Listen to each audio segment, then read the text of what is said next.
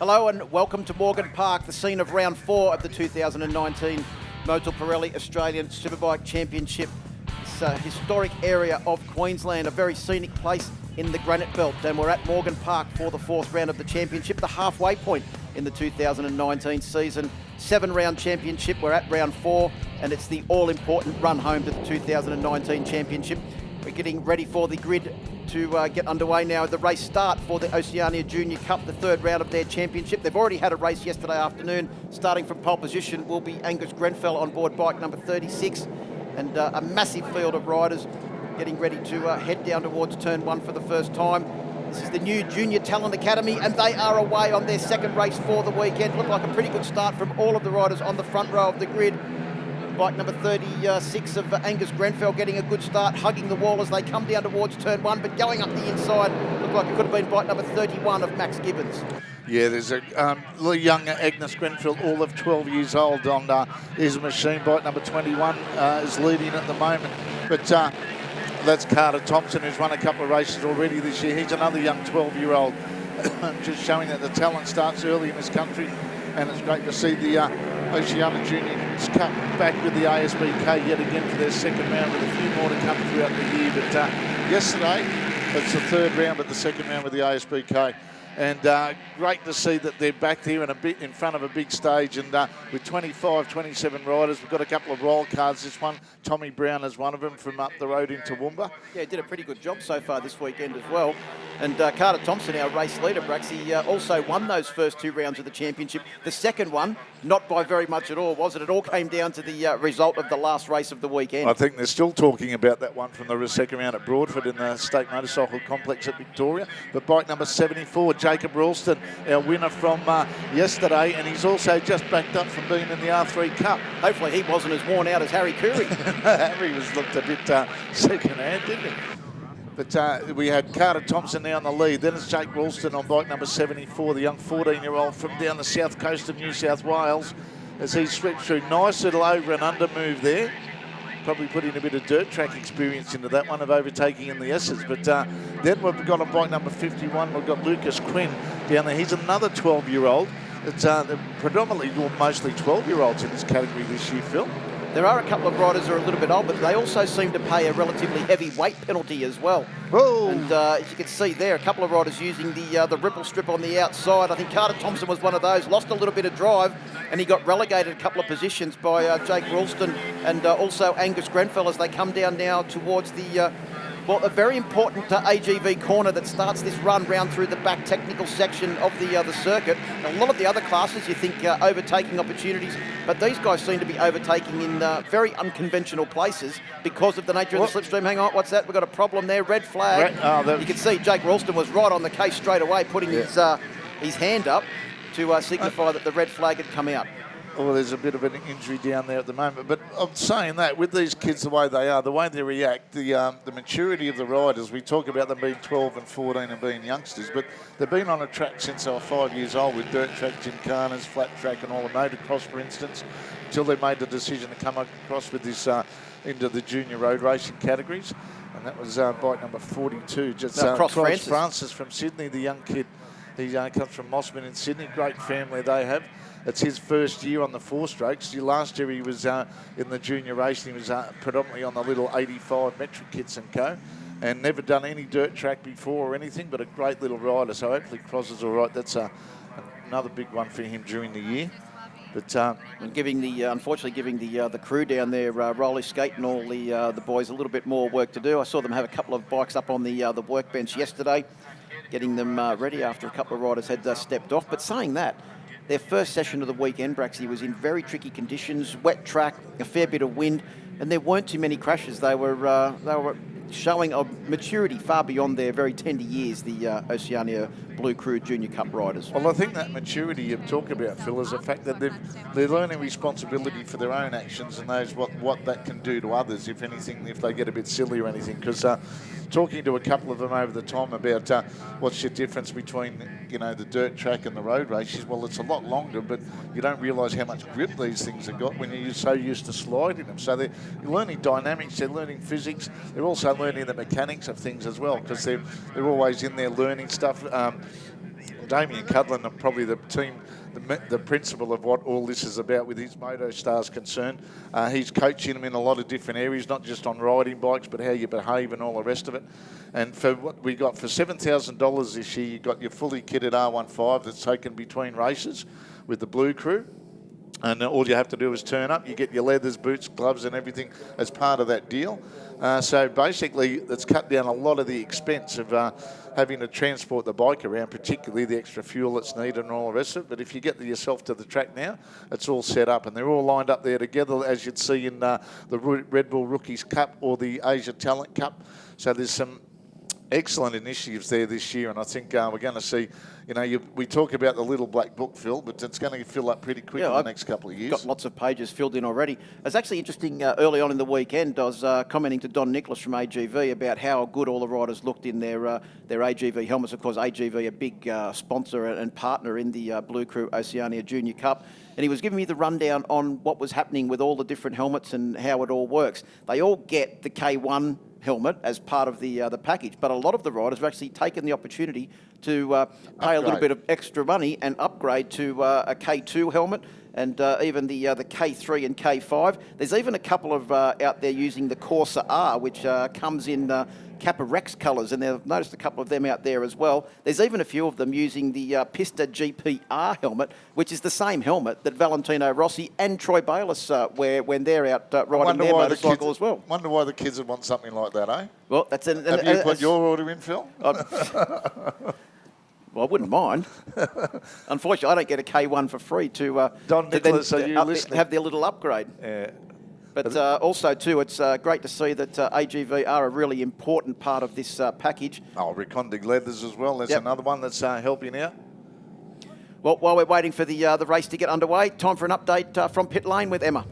Thank you very much, Phil. Just wanted to update you all. It's going to be 19, partly cloudy. The sun is shining at the moment, much better than the weather we've seen already this weekend. Of course, up next we have our very first race for Motorsports TB Supersport, not too far away. Plenty of action to come your way. And of course, throughout the day, boys, I'll be updating you from the lane. Thanks, Emma. Great to hear what's happening down there in pit lane. And yes, probably the best conditions that we have had this weekend. There's been rain threatening most days, but it doesn't actually look like it today. There are a couple of clouds around. This is the best day of the weekend by far, by a long shot. And I suppose that it makes these guys a little bit more relaxed, and more importantly, Mum and Dad sitting on the sideline a bit more relaxed as well. And also, just looking at the guys sitting out there on the grid, Braxy, the numbers that have taken up the offer to race in the Blue Crew Oceania Junior Cup this year. Well, that's a great vote of how well Motorcycling Australia have done with this class, with the fully subscribed field. There was actually even a couple of riders that hadn't or didn't get in because it was of the limited number on the grid. Talking to the category manager for the category, Martin Port from Motorcycling Australia, they've already received, I think, nearly 20 applications for next year. Now, it's great to see that MA have taken the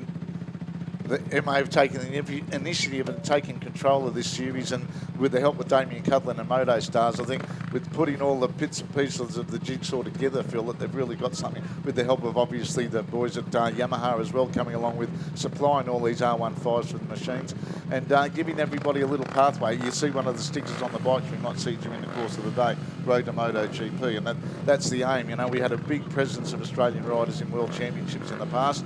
In recent years, that's flagged off a bit, as we all know, but I've got Jack Miller flying the flag, the part Kiwi as well. But what's happening here, we're going to see a lot of these guys that'll move on. We've got guys already competing in the Asia Talent Cup as well as the Red Bull Rookies, which we saw Billy Van Aert overnight as well. Yeah, great result for Billy, of course, a former Australian Supersport 300 champion, but also the amount of riders halfway through the championship that have decided, okay, it's time for me to step up, not only do the Blue Crew Oceania Junior Cup, but also start stepping up into Yamaha R3 Cup and Supersport 300 as they head off on a warm-up lap. Final opportunity to warm up those Pirelli slicks before we get underway for the 6-lap journey. Yeah, I'm just wondering, has it been said if it has been shortened due to that incident, Cloth Francis? And I wouldn't be surprised if in the gaggle of people trying to find a bit of real estate to get through, they might have just tagged somebody in the entrance going through turn 1 into that very sharp hairprint called turn 2 Kawasaki turn this weekend. So riders coming around through the bridge area now, and they'll go down into AGV corner. Of course, we just spoke about them all wearing their AGV helmets here this weekend. Unfortunately, that's Jacob Hatch wheeling his bike off the grid. Won't be able to start this race. So he may have been involved in that incident down there at turn 1, or didn't actually get back to the start grid under his own steam, and that's why he's been excluded from this restart. He has been one of the better performers this weekend as well, and one of the bigger and older riders. So he's paying a little bit of a weight penalty, is Jacob Hatch on board that machine. Yeah, it is a bit of an unfortunate scenario with some of the smaller kids that, where the bigger kids, well, grow up and then go through puberty a bit quicker. And a lot of them are trying to stay a bit shorter so they can, as you said, with the lesser weight. I remember seeing a few years ago, Lockie Taylor, who's now growing into a normal-sized person. He was 44 kilograms. We were having a bit of a joke about that today, that when he went to the Asian Talent Cup, he was that light that he didn't even set the scales on. Well, I remember when we saw Max Stauffer make his debut in the GP Juniors riding very similar motorcycles to these. He could barely touch the ground. He's as tall as me these days. Or even taller. Every time you see them, there's another couple of inches. But looks like we've got a full restart. We've had our warm-up lap for the second race of round 3 of the Blue Crew Oceania Junior Cup. It's the second round that they've graced the paddock alongside the ASBK boys. Then we're on pole position on bike number 36. We've got Angus Grenfell. Next to him on bike number 21, Carter Thompson. And then Lucas Quinn rounding out the front row on bike number 58. Yeah, that's Jacob Ralston on board bike number 74. Already been in action this morning. Glenn Nelson on board bike number 39. And also Max Gibbons on board bike number 31. Yeah, and Ralston and Nelson first and third respectively in yesterday's race then as we get ready for the start. Well, the revs rise and we the anticipation on pit wall. You can see a nod there from our pole sitter Angus Grenfell as we get ready to go racing. Restart of the Blue Crew Oceania Junior Cup. Carter Thompson got a shocking start from the front row of the grid, and he has been absolutely swallowed by rows 1 and 2 of the grid as they make their way down towards turn 1 for the first time. Up the inside comes Ralston, but couldn't quite get into the lead. And it is our pole sitter Angus Grenfell that will lead them through turns 1 and 2 and up towards the top of the hill for the first time. Yeah, Ralston being shuffled back to our third position there. Pardon me. As they go through. What a great angle of on the wall here in turn 3, but it's still bike number 36, Grenville there from bike number 69. That's Archie McDonald. He's come from the third row of the grid. Well, he was up there yesterday afternoon. He from the third row got up to the front, then was shuffled back in the closing stages of that race.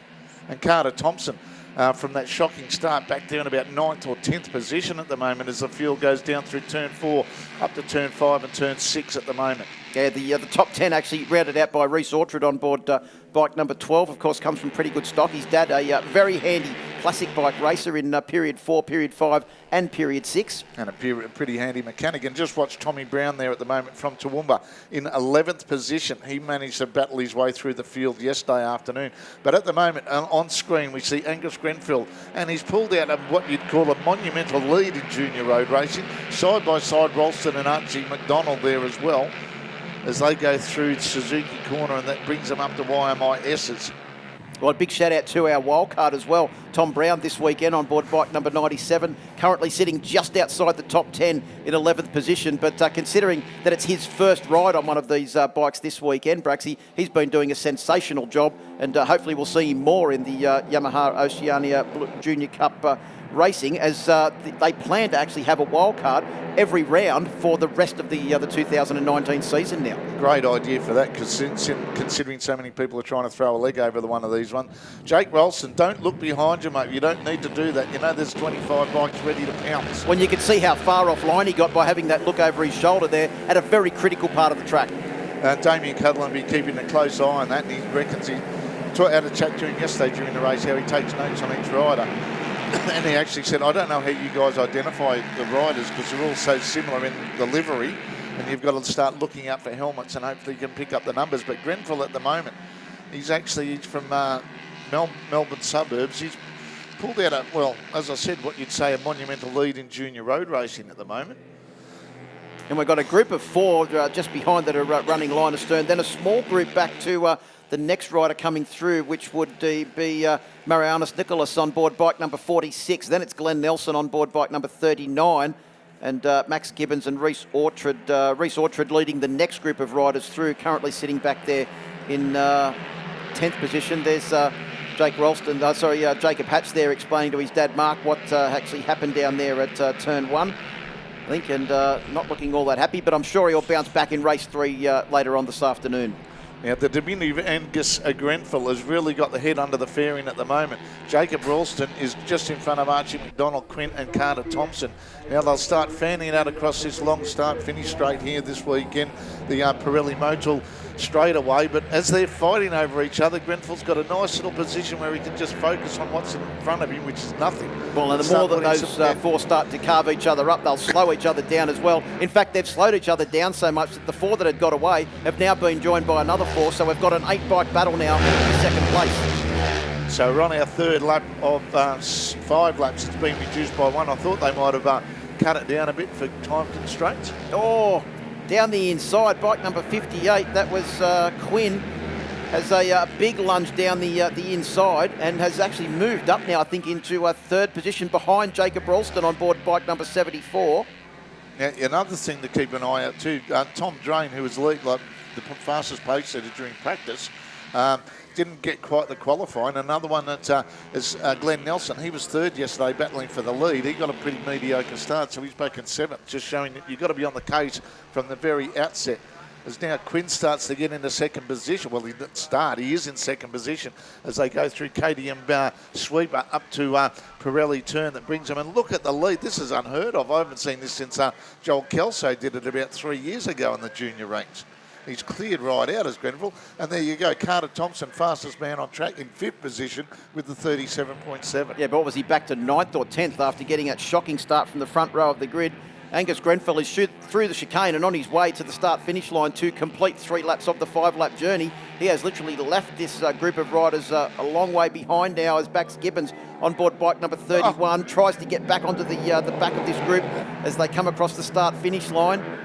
Down in towards turn 1, up the inside. Jacob Ralston tries to get past, but can't quite get up the inside of Archie McDonald. Oh, using all the track. And then some is Angus Grenfell. He nearly ended up in our commentary box, Braxy. I think he's missing the dirt.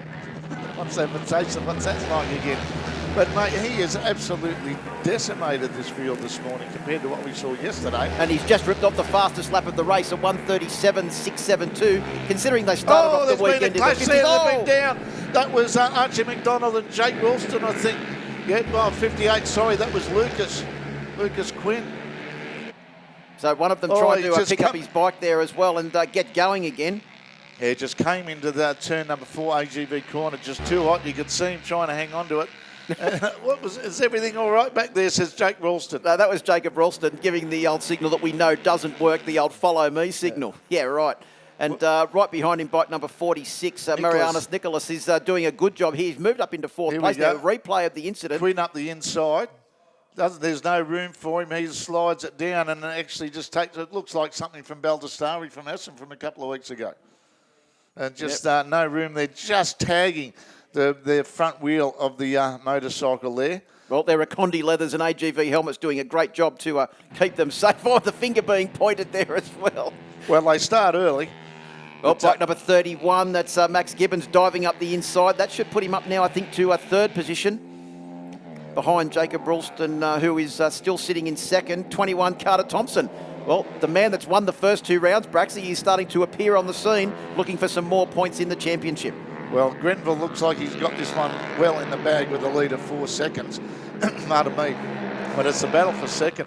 And now on bike number 31, Maxie Gibbons is in 2nd. Ralston trying around the outside through the sweeper that takes him up to AGV turn. This was the scene of the incident in the previous lap. Ralston trying for an inside line, and as well as bike number 21, Carter Thompson has a look, gets squeezed out ever so slightly as he's dragged down now into Wyoming turn. You can see there also too that Carter Thompson went to the inside, but coming around the outside, I think it was Glenn Nelson on board bike number 39, carried a lot of corner speed and actually moved up 1 position as Carter Thompson was trying to concentrate on getting the narrow run and diving up the inside. We've seen Angus Grenfell already disappeared just at the bottom of the screen. But this is the battle for the minors on the podium for race number 2 of the Blue Crew Oceania Junior Cup. Maxi Gibbons has got a little bit of a lead now as they head down towards through KTM. They'll be down at Pirelli Corner very, very shortly. Here comes Carter Thompson on board bike number 21. He's out very wide as Nelson on 39 goes up the inside.